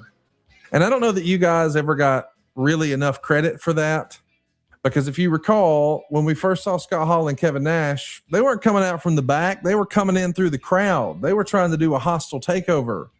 So when the NWO logo was designed and they started selling NWO merch, I think it was Kevin Nash who correctly pointed out, well, you can't put it next to a Sting shirt at the WCW merch stand. We don't work here, remember? So there were vendors outside of the arenas like trying to sell NWO shirts like they were a bootlegger at an NFL game. So how could we actually insert an NWO promo into a WCW program and not sort of lose the plot? The answer became, well, if this outside organization decided to buy airtime on the station, well, that was out of WCW's hands. So it ran like it was an infomercial. I thought it was a stroke of genius. I love that we're getting to talk about this. It happened 30 years ago this week for the very first time. What can you tell us about Rock House, the now iconic NWO theme that is the theme for our show, and the following has been paid for by the New World Order? Who deserves the credit for that? I know who did the voiceover. Shout out to Neil Pruitt, but whose thinking was, hey, yeah, they can't just do a pre-tape promo. There's got to be a reason and a way to navigate it in. Chat me up. Yeah, that was a unique. I mean, everybody realized that this was a completely different approach to storytelling and wrestling, and if we wanted it to stick, there had to be logic attached to it. We had to be careful that we didn't jump the shark uh, early by not paying attention to the little things. Kevin Nash was great at that. Kevin had a unique, just he has this perspective. He can look at a scene or a storyline and find some of the littlest things that are so easy to overlook, a little detail in a story, a little nuance that is necessary for the story to continue to evolve or the brand to have credibility. Kevin had a unique eye for that. You know, some people have an ear for music, some people have an eye for whatever. Kevin had an eye for detail in storytelling. He would think things through more so than a lot of people on the team, in some cases, including myself. That was Kevin's value. People don't know, people that have never worked with Kevin creatively, but yet find a way to criticize, you know, his run, you know, in almost an impossible situation that he knew was impossible when he took it.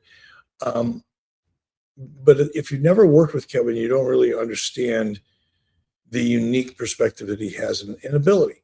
So that probably a lot of it started with Kevin, and as we as a team, and I'm talking about, you know, Kevin Sullivan, myself, whoever was working together, realized, you know, that that's a valuable contribution to the process. We also started thinking differently about nuances and details. So um, Kevin had a lot to do with it, but the rest of it was all the team. The Rock House music, it was part of the Turner Music Library. Hmm. I wouldn't know who would have searched that music. It could have been a Nut Yoder. That would have made sense in her role.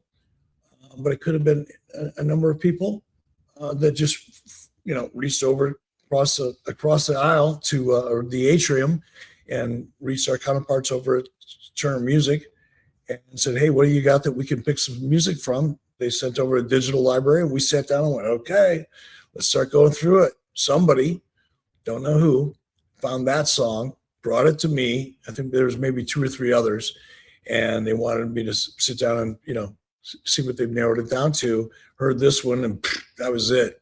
I don't even know if I listened to another one. Just it was perfect. And then the voiceover, the look, um, you know, a number of people had a hand in the black and white, the way we shot it. That wasn't a single person's idea. That was a collaboration, as almost everything ultimately is by the time it hits TV. But Neil Pruitt had a lot of influence over that. A lot of influence. Craig Leathers, probably the director, probably did as well. But I think it was primarily Neil. And then, of course, he would bring ideas, filter them up to me, and I'd either have input or just say goodbye. You guys got to check out the behind the scenes of those first promos shot against the projector screen, all in black and white. You'll see Neil Pruitt do some run ins there. We should get Neil on the program at some point. It was also 30 years ago this week, Eric, where we saw the NWO backstage attack. Of course, this is the summer of 96, if we go back 30 years. And we're not able to really film the program in Atlanta. We're down at Disney. And all of a sudden, we see the NWO start attacking WCW wrestlers. And this is a very cool moment because this is one of the first times we see the baby faces and the heels from WCW banding together to battle this outside group that's taking over. And speaking of taking over, they lawn darted Rey Mysterio, Kevin Nash specifically, into the TV truck. And it looked so real that there were multiple 911 calls.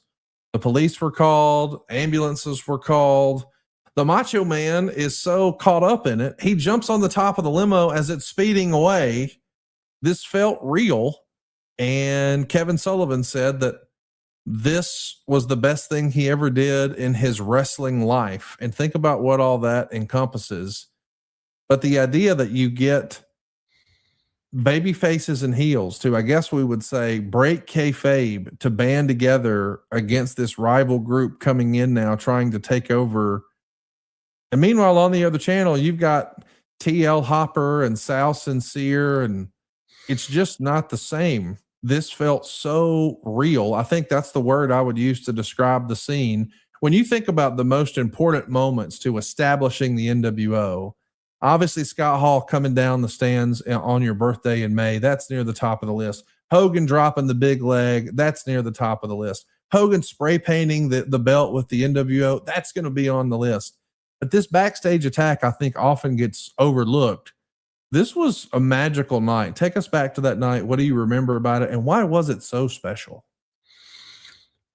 We were under duress, meaning the only place we could shoot was the Disney MGM studios, because so much of our crew was freelancers. Every television production freelancer that was worth being hired in the United States of America was working for the Olympics, right? Even all of Turner Sports production staff, who we typically, were forced to use, even if we didn't want to use them. When we wanted to hire outside people, we couldn't because of the nature of our position inside of Turner Corporate. We had to use Turner Sports production people instead of freelancers whenever possible. They weren't available. There were no real venues available. And we couldn't put a crew together if there was. So Disney, because we'd been working down there, I knew that they had the production capabilities for us to be self-contained. We didn't need a production truck. We didn't need a satellite. We didn't need a lot of the freelancers because Disney employees were there to fill those roles. That's what I mean by duress. It wasn't an optimal situation. And having to shoot the show outside, even less optimal in the summertime in Orlando for obvious reasons. But we did it. And it's under duress sometimes that you do your best work, at least I do. And I think we all did, because there was a lot of people that had their fingerprints all over the show. Kevin Sullivan being, first and foremost in terms of laying out that scene backstage and making it feel so real. It was a cool moment. I think it's an important moment, and it's interesting. And I appreciate you pointing out, because I hadn't even thought about it. The moment when you think about it from the viewing audience's perspective, the moment when you're watching this scene, first of all, you have never seen action take place outside of the arena. Don't think you have. Not like this, not live, right? And to this extent. I'm probably going to be proven wrong. I don't care. I'm making a point. That scene was so unusual that you were glued to it, because that's not supposed to happen. I've been watching wrestling. I'm a fan now. I'm watching wrestling for the last 20 years. I've never seen anything like this. Therefore, it must be true. Yeah, that's what I want you to feel. I want you to feel like that could be true. And not only could be true, is true. Now I've got you. If you can create those moments, we talked earlier about moments and how significant they are. This is a moment where you can do something that's really never been done before in this manner on live television, national prime time. Our baby faces and heels, right? Kayfabe, and galvanize. Now it really feels real, because that never happens. Ever. It is now. This invasion is real. People were generally confused. They didn't know. Is this real or is this Memorex? They didn't know. And the not knowing is what created the chatter and the sharing of thoughts and opinions long before the internet.